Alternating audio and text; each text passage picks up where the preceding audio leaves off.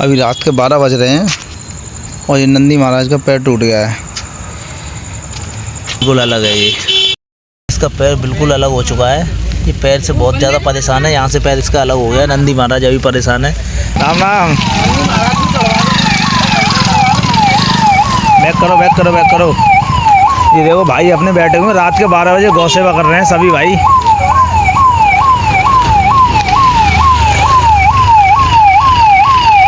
तो चला दो गाड़ी,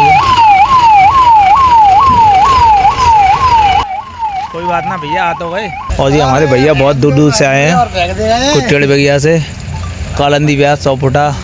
और ये गाड़ी आई है हमारी राइसर मंदिर हईर बरौली के पास से भैया आते हैं।